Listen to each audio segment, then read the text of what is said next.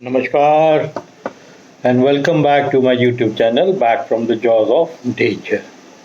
आज थोड़ी सी दुखद घटना है, उसके बारे में बात कर रहा हूँ। हमारे उत्तर प्रदेश में इटावा एक जगह है जहाँ लायन सफारी है और पिछले 18 जुलाई से 31 अगस्त के बीच में वहाँ 9 जानवरों की डेथ हो गई। जो एक्सपर्ट्स का है वो कह रहे हैं कि बहुत रीज़न अननोन है। अभी मैं बताऊंगा क्यों। अब जो पीरियड था वो था 18 जुलाई से लेके 31 अगस्त, यानी 2 दिन पहले तक 9 जानवर की मौत हुई, जिसमें 6 लायन के कब्स थे। क्योंकि वो लायन सफारी है तो शेरनियों ने 11 बच्चे दिए थे, 2 शेरनियों ने, और उसमें से 6 की डेथ हो गई और 2 लेपर्ड्स की डेथ हुई। ये कौन से लेपर्ड्स थे? जो हाल ही में बिजनौर में मैनीटर हुए थे, उनमें से एक मैनीटर था इसमें, जो यहाँ लाया गया था लायन सफारी में, और एक लेपर्ड और था, क्योंकि वहाँ 4 पकड़े गए थे जिसमें 2 मैनीटर थे बिजनौर में। तो उन्हीं में से एक था, और उसका रीज़न बड़ा सैड है कि एक जो था, जो मैनीटर था ना, जब उसको वहाँ पर बिजनौर में केज में पकड़ा गया था, उसने तभी अपने को बहुत चोटिल कर दिया था। उसकी नाक आँख से काफ़ी खून था, वही पिंजड़े में मार मार के तो चोटिल कर दिया था। तो बड़े सीरियस कंडीशन में यहाँ आया था, और एक भालू की भी डेथ हुई है साथ में। तो कुल मिला के 9 जानवरों की डेथ हो गई, और सब बड़े ही जानवर थे। उसमें कप्स बोलिए तो लायन की कप्स तो छोटे में, बट थे तो बड़े जानवर के ही बच्चे। और 6 कप्स का मर जाना कोई छोटी मोटी चीज़ नहीं है। और उसमें से 2 लेपर्ड, 31 को जिसकी डेथ हुई है वो वही लेपर्ड था जो चोटिल हो गया था, जो मैनीटर था, जिसको बिजनौर से पकड़ के लाए थे, और उसकी डेथ हो गई। बहुत अनफॉर्चुनेट है। देखिए, एक बात बताऊं कि ये डेथ के बारे में बैठ के बोल देना, बट डेथ चाहे वो कैप्टिविटी में हो, चाहे जंगल के अंदर किसी जानवर के हो, डेथ बहुत खराब रहती है। वाइल्ड लाइफ के एक बहुत बड़े जानकार हैं, उनके हिसाब से वो दुधवा टाइगर रिजर्व में वाइल्ड लाइफ के वार्डन भी थे, अभी भी UP state wild life advisory board में हैं। उनके मुताबिक सभी जानवर की मौत का मेन कारण था आइदर खराब डाइट, खराब रहने की सुविधा, इनफाइटिंग यानी आपस में लड़ना, और जेनेरिक इश्यूज। कुछ इश्यूज ऐसे थे जो जेनेरिक थे, और वो भी सस्पेक्ट किया जा रहा है कि कुछ का शायद एक आध का पॉइजनिंग की वजह से हुआ है। तो इसमें कोई रीज़न रह नहीं गए जो रहते हैं नॉर्मल, सभी हुए हैं। तो इसका मतलब ये केयरलेसनेस जो है ये फॉरेस्ट डिपार्टमेंट की है, इटावा लायन सफारी की। और आप जो ये देख रहे हैं, जो मैंने आपको बताया, खराब डाइट का मतलब जो उनको मीट सर्व किया जाता है। आप जब मीट सर्व करते हैं, अगर उसमें वर्म्स हैं, कीड़े हैं, और वो मीट जानवर खाता है, तो ये मान के चलिए कि वो वर्म्स अंदर पेट में जाएंगे, और उससे वो टेप वर्म्स होते हैं, वो बहुत तेज अंदर जो है वो नुकसान करते हैं शरीर का। तो ये सभी संभावनाएं जताई जा रही है कि जानवर को जो खाना मिलता था, उसकी जो दिया जाता था, उसमें से वर्म्स के इन्फेक्टेड थे वो, और टेप वर्म्स खाने के ज़रिए जानवरों के ब्रेन में खाना द्वारा पहुंच जाता है। टेप वर्म जो है, अगर वो है मीट के अंदर, तो चलते चलते जानवर के ब्रेन के अंदर भी पहुंच जाता है। खासकर अगर आप मीट खाने वाले जानवर की बात कर रहे हैं, अगर वो फ्रेश नहीं है तो इसमें सस्पेक्ट किया जा रहा है कि जो मीट सर्व किया जा रहा था वो फ्रेश नहीं था, उसमें वर्म्स थे, इसी वजह से डेथ हो गई। और क्योंकि डेथ का कोई रीज़न होता है, कैप्टिविटी में भी है। चलिए, वो लेपर्ड का तो मानते हैं कि वो घायल था और फिर नहीं सर्वाइव करा, उसको थोड़ा सीजर यानी कपकपी टाइप भी आई थी, उसको हालांकि देखभाल कर रहे थे, बट उसको वो सीजर्स भी आ रहे थे। तो और सबसे बड़ी बात है कि इस लायन सफारी आपने बना लिया, गवर्नमेंट ने अभी तक कोई परमानेंट बायोलॉजिस्ट वहाँ नहीं रखा है। यानी अगर कोई हादसा होता है तब बायोलॉजिस्ट इनवाइट किया जाता है, वो देखता है और फिर पता लगता है। और इस रिपोर्ट में जो आज मैंने जो रिपोर्ट पढ़ी है उसमें तो ये दिखा है कि सीधा तरीका ये रहता है कि सभी की मौत लापरवाही की वजह से हुई है। कि ये फॉरेस्ट डिपार्टमेंट की अगर इतनी बड़ी लापरवाही ना होती तो ये 9 जानवरों की डेथ एक साथ इतने छोटे टाइम के अंदर 18 जुलाई से लेके 31 अगस्त तक, यानी मान के चलिए कितने हैं 30 40 42 दिन के अंदर 9 डेथ्स हो गई। और ये इतनी लेट ये बात सामने आई, वो भी पेपर के थ्रू आई, इन्वेस्टिगेट किया गया तब पता लगा कि डेथ क्या है। और जो एक्सपर्ट मैंने आपको बताया वो एक्सपर्ट है वाइल्ड लाइफ के, उनकी किताबें भी हैं टाइगर्स के ऊपर। और सबसे बड़ी बात है वो खाली एक्सपर्ट किताबी एक्सपर्ट नहीं है, उनकी जो है वो उनका बैकग्राउंड ही तराई एरिया से, वो जमींदारी फैमिली के हैं तराई एरिया से, और बुक्स भी लिखी है, प्लस वो दुधवा में कई साल रहे हैं, उसी इलाके में उनका गांव भी है, जमींदारी भी है। वो एक एक चीज कारण जानते हैं कि जानवरों के डेथ के कारण क्या क्या होते हैं मेन, अगर जंगल में है क्या रहता है और कैप्टिविटी में डेथ होती है तो उसके क्या कारण होते हैं। ये बहुत चिंता की बात है, बहुत सैड स्टोरी है। एकदम से 9 जानवरों का चला आना, वो भी एक लायन सफारी जो प्रोटेक्टेड एरिया है जिसमें गवर्नमेंट ने पैसा लगाया हुआ है। आज से नहीं, देखिए एक बात बताए, मैंने बहुत स्टोरीज देखी हैं, फॉरेस्ट डिपार्टमेंट ने बहुत जगह, बहुत टाइगर रिजर्व नेशनल पार्क में बहुत ज़्यादा लापरवाही भी दिखाई है। अगर आप जॉब कर रहे हो फॉरेस्ट की तो आपके अंदर एक रिस्पॉन्सिबिलिटी होनी चाहिए अंदर से ही।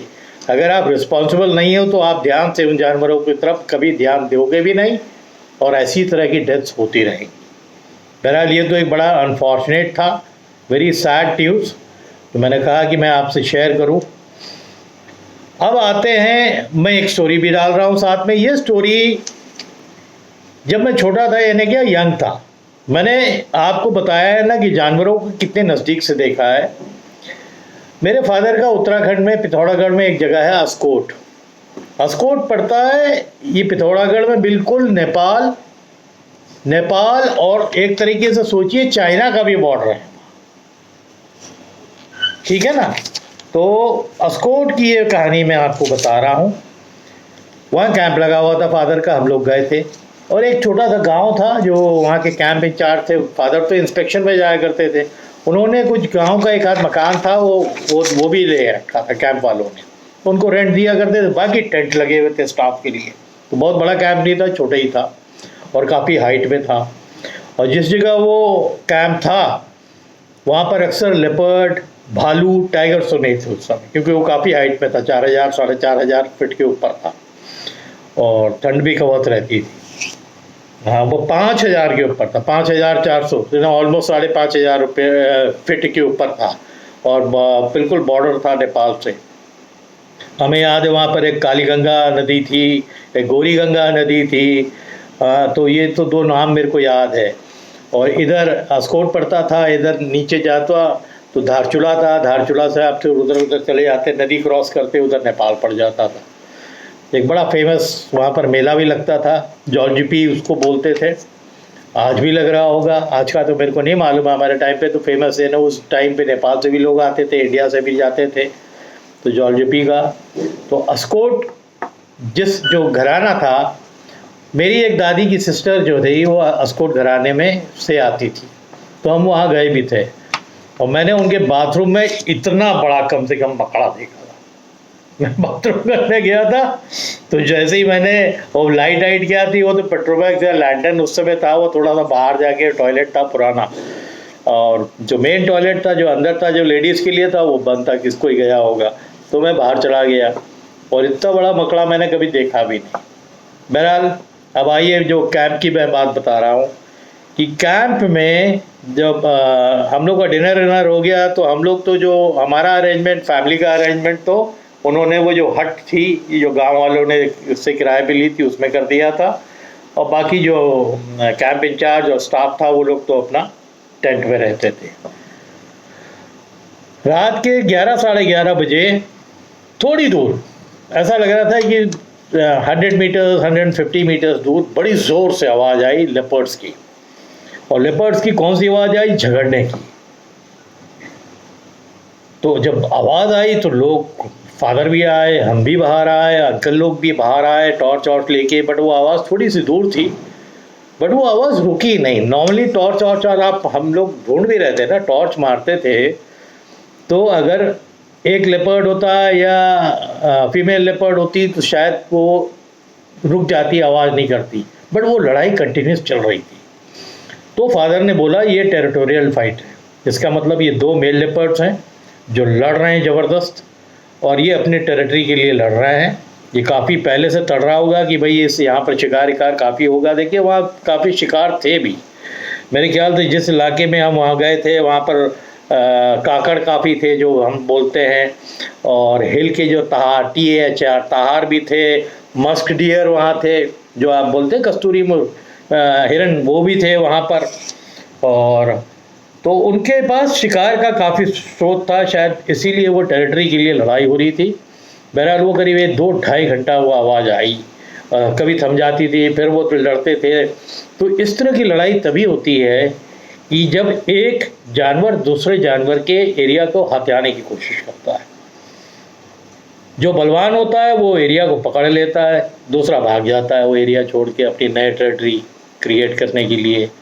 तो मॉर्निंग में, अब तब तो कोई नहीं, रात में तो नहीं जा सकते, मॉर्निंग में फादर मिस्टर बख्शी जो इंचार्ज थे, वो 2 लोग, हम लोग गन लेके उस साइड गए जहाँ था। तो काफ़ी खून गिरा था, बट जितना खून आवाज़ के हिसाब से गिरना चाहिए था उतना फादर ने कहा खून नहीं गिरा। द रीज़न वाई, क्यों?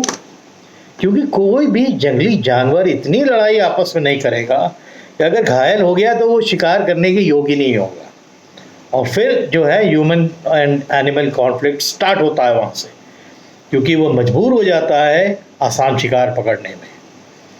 तो फादर ने ये कहा कि देखो लोग जो है इतनी सावधानी रखी होगी दोनों ने कि वो ज़्यादा बुरी तरह घायल ना हो। बेशक वो इलाके की लड़ाई लग रही थी, और वो कैंप वालों ने हम लोग को बताया था कि 2 मेल टाइगर थे, एक कैंप के राइट साइड में उसका एरिया है और एक लेफ़्ट साइड में है। अब किस वजह से हुई ये तो वो लेपर्ड्स के अलावा उनसे बेहतर तो कोई नहीं जानता है। देखिए जंगलों में जितनी भी टाइगर्स की बात होती है, लेपर्ड्स की बात होती है, बाकी जानवरों की बात होती है। मैंने एक हाथी का किस्सा डाला था कि उसको जो है पस हो गया था पैर में, और उसने अपनी हीलिंग खुद ही की, नदी में जाके खड़ा हो जाता था, छोटी वाली मछली उसका पस जो है खा गई। तो ये सेल्फ हीलिंग का काम है, ये किताब में आप कहाँ पाएंगे। बट इतनी चीज़ें हैं जंगलों के अंदर कि आप यकीन नहीं करेंगे कि आप क्या क्या चीज़ आप देख सकते हैं, क्या क्या चीज़ हो सकती है। तो बहरहाल ये हुआ, और उसके बाद ये बात ख़त्म हो गई। ये लोग गए, सब देखता क्या है, खून तो गिरा हुआ था। नेक्स्ट रात कोई आवाज़ नहीं आई। तीसरे दिन मैं अपने ड्राइवर के साथ, जो जीप का ड्राइवर था उसका नाम था सरकार, उसके साथ वो स्मोक वोक करता था। तो जब मैं खड़ा हुआ था तो, और नीचे जो खेत थे हमारे कैंप से, वही जो पहाड़ों में होते हैं सीढ़ी टाइप के, वो खेत थे। तो जहाँ हमारा कैंप था वहाँ वो हाइट पे था, तो हम ऊपर खड़े हुए थे। वहाँ से मैं नीचे कुछ गाय लोग चर रही थी, 1-2 तीसरी माले वाली जो सीढ़ी थी उस पर कुछ गाय लोग चल रही थी। सडनली हम और सरकार आपस में बात कर रहे थे यही सब किस्से को लेकर, रात को क्या हुआ मैं उसको बता रहा था डिटेल, क्योंकि वो भी क्यूरियस हो गया ये सब सुनने की, और वो ज़्यादा जंगलों में रहा नहीं था, वो सिटी की पोस्टिंग्स पे ज़्यादा था। जब फादर के साथ आया था 1-2 बार और भी रहा है, तभी उसको ये सब चीज़ें पता लगती थी। तो बस यूँ बात ही कर रहे थे हम लोग, सडनली मैंने बोला जैसे जो स्टेप्स वाली खेती होती है, तीसरे पे गाय लोग चल रही थी, चौथा खाली था, 5वां खाली था, और छठे में हमने एक लेपर्ड का मूवमेंट बिल्कुल आसानी से वो हम लोग की तरफ देखता हुआ जा रहा आराम से, और फिर आया, और वो खेत की जो मेड़ थी जहाँ से वो दुपक गया तो पता ही नहीं लग रहा था। हम लोग क्योंकि बहुत हाइट पे थे तो हमको वो दिखा कि वो दुपक गया, छुप गया। तो छुपा क्यों था? क्योंकि उसने जो है वो गायों को और बछड़ों को देख लिया था, तो उसमें से किसी को टारगेट किया होगा। तो हमें तो भाई लगा कि ये मार देगा, तो इसको थोड़ा सा हल्ला करके भगाना चाहिए। तब तक क्या हुआ कि वो जो जिनका मकान किराए में था जिसमें हम लोग ठहरे हुए थे वो भी आ गए, तो मैंने उनको बताया देखिए वहाँ पर लेपर्ड है, तो उसकी पूंछ ऐसे ऐसे करके खाली दिख रही थी, वो रेडी हो रहा था मेरे ख्याल से जब, और फिर क्या हो जाता है वो मोशनलेस हो जाते हैं एकदम अपॉर्चुनिटी के लिए कि कब लीप करना है, क्योंकि उसको ऊपर आना था, तो टाइम लेता तो ये हो सकता है गाय भाग जाती, बट उसके पहले उसने हम लोग को साइड कर लिया। जब इंसानों को ना बड़ा जानवर को साइड करता है तो नॉर्मली अवॉइड करता है, तो मैं हमेशा ही बोलता, और उतने में वो भी आ गए जिनका जो गांव वाले दो लोग थे, वो हम और सरकार, तो हम लोग को 4 लोगों को जहाँ वहाँ खड़े देखा उसने, तो वो फिर धीरे धीरे उसी से जहाँ वो छुप गया था वहाँ से निकला और फिर अंदर जंगलों की तरफ निकल गया। तो ये चीज़ तो हम लोग, मैं जो बोलता हूँ ना कि कितनी साइटिंग छुटपन से हुई है ये नहीं मालूम है, अनगिनत, तो वो तो एकदम सामने सामने हम लोगों ने देखा। और यही बात फादर की समझ में आती थी जब वो बार बार बोलते थे कि किसी को बेवजह जो है कोई भी जानवर जो है इंसान के ऊपर तो खास कर बेवजह नहीं करेगा, तो उसकी कोई वजह होगी अटैक करने की तभी करेगा। और ये बहुत बार हम लोग ने महसूस भी किया है कि लेपर्ड तो खैर छोटा होता है, जल्दी अटैक करने की हिम्मत भी नहीं है, इवन टाइगर्स अवॉइड करते हैं। आजकल जो इतना ह्यूमन और टाइगर कॉन्फ्लिक्ट हो रहा है, इसी वजह से होता है कि अब वो इतने ह्यूमन बींग्स को देखने लगे हैं, कोई ना कोई कमी अगर उनमें हो जाती है कि पंजे में चोट आ गई, दांत टूट गया, और इरिटेट भी करने लगते हैं, गुस्सा भी होने लगते हैं, बट वो जब देखते हैं कि जानवर पकड़ेंगे तो हमारे पास वो चीज़ रही नहीं, हम भाग नहीं सकते, दांत से चबा नहीं सकते हैं, और आसान शिकार क्या हो सकता है, इंसान ना भाग सकता है, ना शरीर के अंदर ताकत है उनको रेसिस्ट करने की। और एक बार जब किसी भी जानवर को ये पता लग जाता है ना कि ये इजी प्रे है, तो फिर वो टारगेट होना चालू होता है। तो ये 2 बातें मेरे को आज याद आई, तो मैंने सोचा कि मैं डालूं। एक तो बहुत ही अफसोस की बात है कि 9 जानवरों का जो है 1 महीना या 40 दिन के अंदर मर जाना, और एक पार्क के अंदर जो लायन सफारी है उसको बनाया गया, करोड़ों रुपया उसमें लगे हैं। और दूसरा ये अस्कोट का जो किस्सा था, तो मेरे को ना वो लेपर्ड देख के तो नहीं इतनी घबराहट लगी, जब बाथरूम में मैंने जो इतना बड़ा जो स्पाइडर देखा ऊपर दीवार के ऊपर जाल बना हुआ था, बट वो साइज आप समझ लीजिए कि वो टेरेंटुला टाइप का ही पूरा था, और वो जहरीला अगर हो किसी को काट ले या वो डंक मार दे तो लेने के देने पड़ जाते हैं। मेरे को उतनी नॉलेज नहीं थी उस समय, मैं तो भैया देखा, मैंने दरवाज़ा बंद किया, फिर बाहर आ गया। मैंने कहा जब अंदर वाला बाथरूम खोलेगा तो जाऊँगा। होपफुली ये इंटरेस्टिंग है स्टोरी, और ये सच्ची स्टोरी है, और एक सच्ची सैड स्टोरी है जानवरों की मरने की। उम्मीद करते हैं आप लोगों को पसंद आई होगी। अगर पसंद आई है तो लोगों के साथ शेयर करिए। जितना आप इस तरह की स्टोरी शेयर करेंगे उतने ही लोग फिर इसमें सब्सक्राइब करेंगे, है ना। और फिर और से बहुत इन्फॉर्मेशन आपको दूंगा, बहुत स्टोरीज़ हैं, मैं धीरे धीरे आपको और दूंगा। कई तो बचपने की अभी याद आई है मेरे कि बचपन में हमने क्या क्या देखा है। गाड़ी के सामने लोग आज जा रहे हैं सफारीज़ में, देखते हैं हम लोग ने तो टाइगर्स को अपने स्टेशन वैगन के सामने कितनी बार चलते हुए देखा, और हॉर्न भी नहीं मारने को फादर देते थे। ड्राइवर ही नर्वस हो जाते थे देख के टाइगर की अपीयरेंस। कोई भी हो जाएगा जो पहली बार देखेगा। चलिए आज के लिए इतना ही। आप लोग सब हेल्दी रहिए और keep on watching my videos, और सब्सक्राइब करवाते रहिए, लोगों को दिखाइए, शेयर करिए, ज़रूर करिए, और बहुत इंटरेस्टिंग स्टोरीज आने वाली। Okay, thank you.